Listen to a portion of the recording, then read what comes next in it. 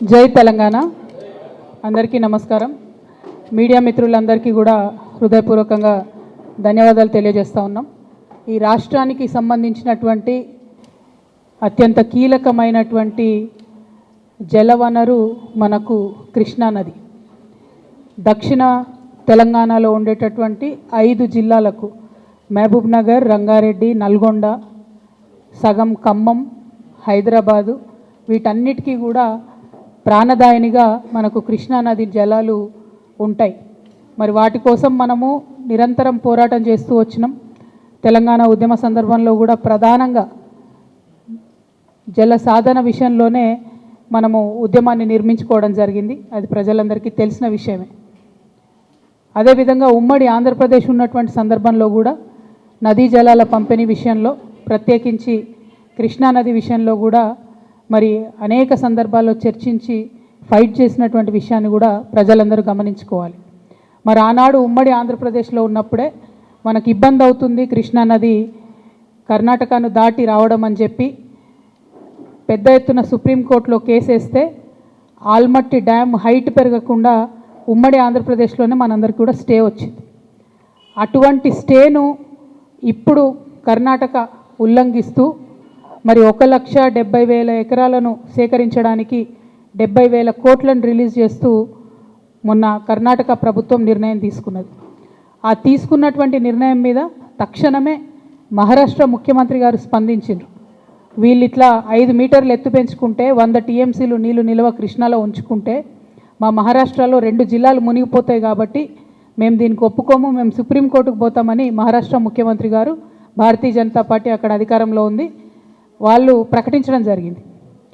మరిగా మన తెలంగాణ అత్యంత దారుణంగా మనం దుఃఖపడతాం. ఒకవేళ ఆల్మట్టి కనుక 5 మీటర్లు హైట్ పెంచుకొని 100 టీఎంసీలు కనుక వాళ్ళు నిలవ ఉంచుకుంటే నిజంగా కూడా మన తెలంగాణ ప్రాంతంలో ఉన్న కృష్ణా నదిలో క్రికెట్ ఆడుకున్నాడు తప్ప ఇంకో దానికి పనికిరాని పరిస్థితి వస్తుంది.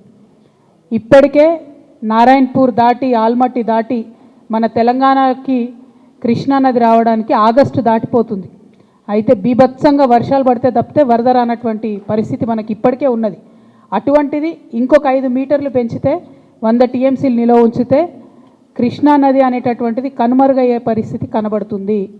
మరి ఈ విషయం గౌరవ పెద్దలు రాష్ట్ర ముఖ్యమంత్రి గారు, కాంగ్రెస్ పార్టీలో ఉన్నటువంటి పెద్దలు, ఇరిగేషన్ మంత్రి ఉత్తమ్ కుమార్ రెడ్డి గారు వీరికి అర్థం అవుతుందా అర్థం అవుతలేదా అనేటటువంటి మీమాంసలో బాధలో తెలంగాణ బిడ్డలందరూ కూడా ఉన్నారు. ఇవాళ మహబూబ్ నగర్లో అనేక మార్లు కరువు జిల్లా కాబట్టి నీళ్ళ కోసం కొట్లాడినటువంటి ఎంతోమంది కార్యకర్తలు మొన్నటి నుంచి ఫోన్లు చేస్తూ ఉన్నారు. ఎందుకోసం ప్రభుత్వం దీని మీద మాట్లాడతలేదు, మరి దీన్ని ఎట్లా ఆపడం, అక్కడ నీళ్లు తీసుకుంటే అక్కడ వాళ్ళు 5 మీటర్లు పెంచుకుంటే మన పరిస్థితి ఏంటి? తెలంగాణ ఉద్యమ సందర్భంలో స్వయంగా నేను కూడా కర్ణాటక భూభాగంలోకి వెళ్ళి పరిశీలన చేసి వచ్చిన. మనకు ఆనాడు హైదరాబాద్ స్టేట్లో నిజాము ఆర్డిఎస్ ప్రాజెక్టు కట్టడానికి కర్ణాటకలో కూడా భూమి తీసుకొని పెట్టినటువంటి పరిస్థితి ఉండే. ఎందుకో అన్ఫార్చునేట్లీ ఈ 10-12 సంవత్సరాలలో మనం ఆర్డిఎస్ ప్రాజెక్టును కూడా పూర్తి చేసుకోలేకపోయినాం. దాని బదులు తుమ్మిలో కడదాం అనుకున్నాం, అది కూడా కంప్లీట్ కాలేదు. డిండి కంప్లీట్ కాలేదు. అన్ఫార్చునేట్లీ పాలమూరు రంగారెడ్డి కూడా కంప్లీట్ కాలేదు. కానీ అక్కడ మనం చిన్న జల వనరులను మిషన్ కాకతీయ ఇట్లాంటి పేర్లతోని చెరువులను రిపేర్ చేసుకున్నాం, కొన్ని పెండింగ్ ప్రాజెక్టులు చేసుకున్నాం. కాబట్టి మహబూబ్ నగర్, నల్గొండ, ఖమ్మం, రంగారెడ్డి ప్రాంతాల్లో నీళ్ళు వచ్చినాయి, పంటలు పండించుకున్నారు రైతులు. కాకపోతే నిజంగా కృష్ణానది మీద అచ్చంగా ఉన్న ప్రాజెక్టులు ఎందుకో 12 ఏళ్ళైనా కూడా సరిగ్గా పూర్తి కాలేదు. మరి పాలమూరు పులిబిడ్డనని చెప్పుకునేటటువంటి ఈ ముఖ్యమంత్రి గారు కూడా కనీసం పాలమూరు రంగారెడ్డి ప్రాజెక్టు కోసం ఒక్క పైసా కూడా ఇప్పటివరకు నిధులు ఇవ్వకపోవడం అన్నది పాలమూరు మీద ఆయనకు ప్రేమ లేదనే విషయాన్ని స్పష్టంగా తెలియజేస్తున్నది. ఇంకొక పక్క పాలమూరు జీవదాయిని అయినటువంటి కృష్ణా నదిని కర్ణాటక వాళ్ళు ఆగబట్టుకుంటుంటే మాట్లాడలేనటువంటి అసహాయ స్థితి ఏమిటి? అక్కడున్నది మీ కాంగ్రెస్ గవర్నమెంటే, అక్కడున్నది సిద్ధరామయ్య గారే. మరి ప్రజలందరికీ, దేశమందరికీ ఢిల్లీలో సుప్రీంకోర్టు ఉంటే మీ కాంగ్రెస్ పార్టీ గారి సుప్రీమో సోనియా గాంధీ గారే మీకు సుప్రీంకోర్టు కదా. మరి ఆ సోనియా మేడంతో నన్ను ఒక ఫోన్ చేయించండి సిద్ధరామయ్య గారికి, ఒక్క నిమిషంలో ఆగిపోతుంది కదా ఈ ప్రాజెక్టు. ఎందుకు 5 జిల్లాలకు మనకు నీరు రాదు, 5 జిల్లాల రైతాంగానికి ఇబ్బంది అవుతుందంటే ఎందుకు స్పందిస్తలేరని నేను ముఖ్యమంత్రి గారిని సూటిగా ప్రశ్నిస్తా ఉన్నాను. నేను డిమాండ్ చేస్తా ఉన్నాను, తక్షణమే మీరు సుప్రీంకోర్టుకు వెళ్ళాలి, మీరు దీన్ని ఆపాలి. మన ముఖ్యమంత్రి గారికి ఒక అలవాటు ఉన్నది, అవసరం లేని దానికి సుప్రీంకోర్టుకు పోతాడు ఆయన. విద్యార్థులు, నిరుద్యోగులు వాళ్ళకి సంబంధించి నిన్న హైకోర్టులో మంచి తీర్పు వచ్చింది. ఆ విషయంలో మాత్రం దేశజాలకు పోయి డివిజన్ బెంచ్కి పోయిన సుప్రీంకోర్టు కూడా పోతారట. అంటే ఇంకా 1 ఇయర్ నిరుద్యోగులకు ఇబ్బంది అవుతుంది, గ్రూప్ 1, 2, 3 నోటిఫికేషన్లు ఆగిపోతాయి. అటువంటి విషయంలో మాత్రం మన ముఖ్యమంత్రి గారు సుప్రీంకోర్టుకు పోతారు. కానీ బీసీల విషయంలో రాష్ట్రపతి దగ్గర బిల్లు పెండింగ్ ఉంది, సుప్రీంకోర్టు కొండని మేము మొత్తుకుంటున్నాం. ఇంతవరకు ఆ విషయంలో సుప్రీంకోర్టు కోలే. బీసీలు ఏమన్నా కానీ, నిరుద్యోగులు ఏమన్నా కానీ ఆయనకు అనవసరం. ఎవరు హ్యాపీగా ఉండాలి? కాంగ్రెస్ పార్టీ బాగుండాలి, సోనియా గాంధీ గారు హ్యాపీగా ఉండాలి, సిద్ధరామయ్య గారు పక్క రాష్ట్రంలో హ్యాపీగా ఉండాలి. కాబట్టి మన నీళ్ళ విషయంలో సుప్రీంకోర్టుకు పోరు. నేను డిమాండ్ చేస్తూ ఉన్నా, మీ వైఖరిని తెలంగాణ ప్రజలు గమనిస్తూ ఉన్నారు. మీరు నిజంగా పాలమూరు పులిబిడ్డనా లేకపోతే ఉట్టి పేపర్ టైగరా అన్నది ఈ ఆల్మట్టి ఎత్తు ఆపడంలో మీ సంగతి ఏందో తెలంగాణ ప్రజల ముందు బట్టబయలు కానుందని ఈ సందర్భంగా తెలియజేస్తూ, మరి ఎట్టి పరిస్థితులలో మీరు పోకపోతే మేము బనకచర్ల కోసం కోర్టుకు వెళ్తామని చెప్పినాం, మేము వెళ్తూ ఉన్నాం. మీరు ఇప్పుడు కూడా సుప్రీంకోర్టులో కేసు అయిపోతే మరి తెలంగాణ జాగృతి నుండి ఖచ్చితంగా మేము ఇంటర్వ్యూని కావాల్సి వస్తుంది. ఎందుకంటే మీకోసం వెయిట్ చేసుకుంటూ మీనమాషాలు లెక్క పెట్టుకుంటే అయ్యగారి కోసం అమాస ఆగదన్నట్టు మొత్తం వాళ్ళు నీళ్లు దోసుకుపోయే పరిస్థితి ఉంది. ఒక పక్కనేమో గోదావరిలో చంద్రబాబు నాయుడు గారు దోసుకుపోతుంటే చూసుకుంటూ ఊరుకుంటారు, ఇంకో పక్కనేమో కృష్ణా నదిని వాళ్ళు ఆడ ఆగబడుతుంటే మీ కాంగ్రెస్ ప్రభుత్వం ఉంది కాబట్టి చూసుకుంటూ ఊరుకుంటారు. ఇది కరెక్ట్ వైఖరి కాదు. దీని మీద తక్షణమే ముఖ్యమంత్రి గారు స్పందించాలని నేను డిమాండ్ చేస్తున్నా. ఎట్ ద సేమ్ టైం నేను అనేక మార్లు చెప్పిన మన నాగార్జున సాగర్ డ్యామ్ని వీళ్ళ అధికారంలోకి వచ్చిన కొత్తలనే కేంద్ర ప్రభుత్వానికి ఇచ్చేసి వచ్చిండ్రు. ఇప్పుడు పరిస్థితి ఏంటంటే చిన్న రిపేర్ వర్క్ చేయాలి నాగార్జున సాగర్లో అంటే 2 నుంచి 3 నెలలు పడుతుంది. వీళ్ళు కేఆర్ఎంబీకి రాయాలి, కేఆర్ఎంబీ ఇంకెవరికో రాయాలి, అక్కడ నుంచి పర్మిషన్ రావాలి. అంటే మన భూభాగంలో మన డబ్బులతో కట్టిన ప్రాజెక్టులకు కూడా పర్మిషన్లు వస్తున్నాయి, పర్మిషన్లు రానటువంటి పరిస్థితి. కాబట్టి దీని మీద కూడా తక్షణం స్పందించాలి. అన్నిటికన్నా ఇంపార్టెంట్ ఇప్పుడు కృష్ణా వాటర్ బోర్డు మీటింగ్ మన జరగబోతూ ఉన్నది హైదరాబాద్లో. కృష్ణా ట్రిబ్యునల్ హియరింగ్ జరుగుతూ ఉన్నది హైదరాబాద్లో, ఈ వారంలో జరుగుతున్నది. నా డిమాండ్ ఏంటంటే ఆల్మట్టి ఎత్తు పెంచుతున్నటువంటి ఈ క్లిష్ట సమయంలో ఉత్తమ్ కుమార్ రెడ్డి గారు కాదు, వారితో పాటు రాష్ట్ర ముఖ్యమంత్రి హోదాలో రేవంత్ రెడ్డి గారు కూడా అటెండ్ అవ్వాలి. మీరు అటెండ్ అయితేనే మనకు రావాల్సినటువంటి న్యాయం జరుగుతుంది, మనకు దక్కాల్సినటువంటి వాటా దక్కుతుంది. మీ సిన్సియారిటీ ఏందో కూడా ప్రజలకు అర్థమవుతుందని చెప్పి ఈ సందర్భంగా నేను డిమాండ్ చేస్తూ ఉన్నాను. మరి తెలంగాణ జాగృతి పదే చెప్పిన విషయం మళ్ళొకసారి గుర్తు చేస్తున్నా. ఇదంతా ఎందుకు జరుగుతుందంటే నీళ్ళ విషయంలో ఆంధ్రాలో పనిచేసినటువంటి ఆదిత్యనాథ్ దాస్ గారిని తెలంగాణకు అడ్వైజరీగా పెట్టుకున్నప్పటి నుంచే ఈ ఇబ్బందులన్నీ జరుగుతున్నాయి. వారిని తక్షణమే తొలగించండి. వారికి మన తెలంగాణ మీద ప్రేమ ఎందుకుంటుంది? కనీసం మీకుందని మీరు నిరూపించుకోండి, మీరు ఆలోచన చేయండి, కృష్ణానదిని కాపాడండి అని చెప్పి నేను ప్రభుత్వాన్ని డిమాండ్ చేస్తూ ఉన్నాను. Thank you. జై తెలంగాణ, జై జాగృతి. ఇప్పుడు తమ్మిడిహట్టి డిఫరెంట్ ఇష్యూ, అది గోదావరి నది వాళ్ళు కట్టాలనుకుంటున్నారు, దాని మీద కూడా పలు రకాల అభిప్రాయాలు ఉన్నాయి. బట్ ఇవాళ ఇంపార్టెంట్ ఇష్యూ కృష్ణ.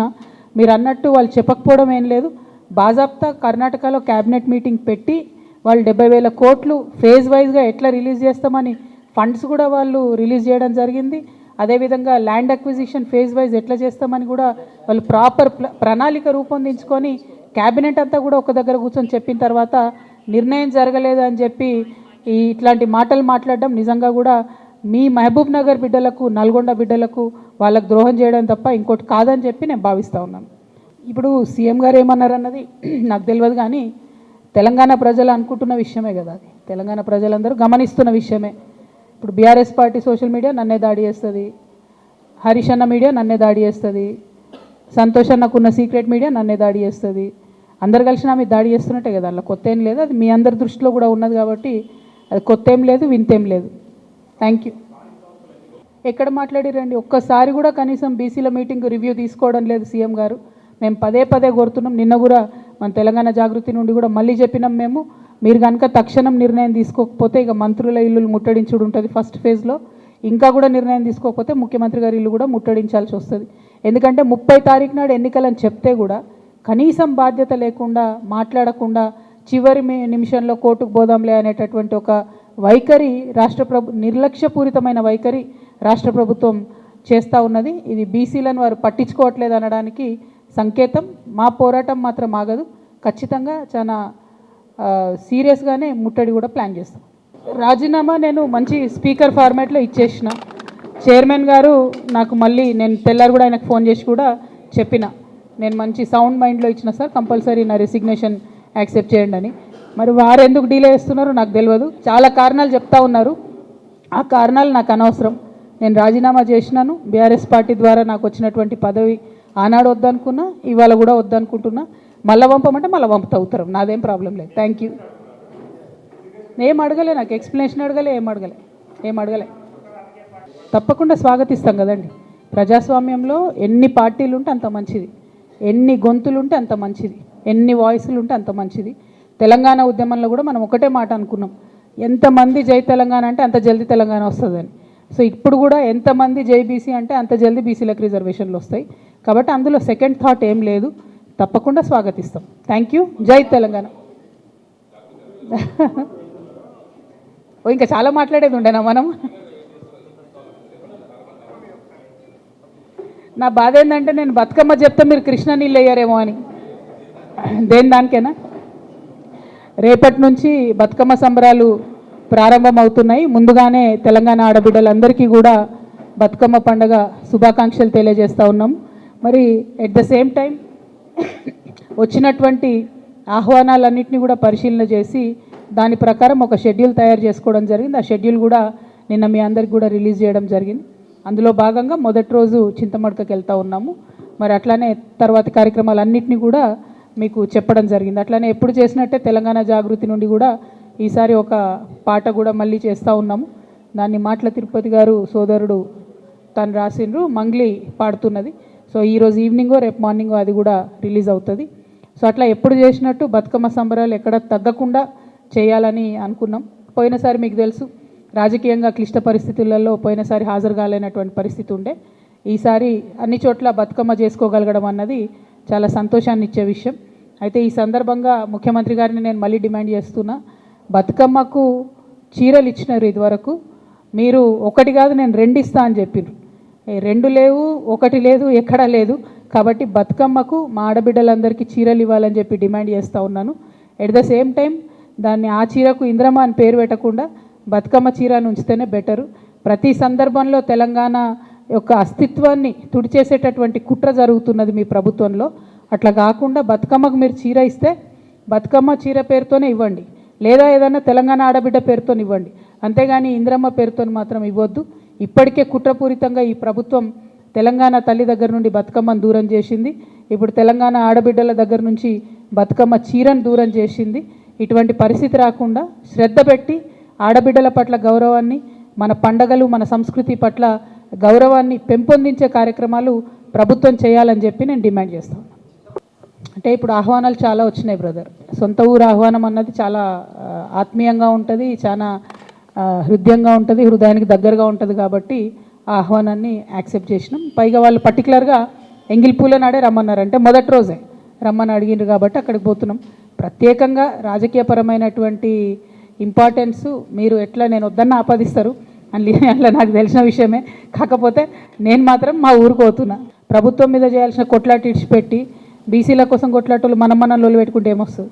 అందరం కలిసి ప్రభుత్వం మీద ఫైట్ చేయాలి, అందరం కలిసి లీగల్ ఫైట్ చేయాలి, స్ట్రీట్ ఫైట్ చేయాలి, అవసరమైన కాడ బీసీ రిజర్వేషన్ సాధించాలి. జై తెలంగాణ.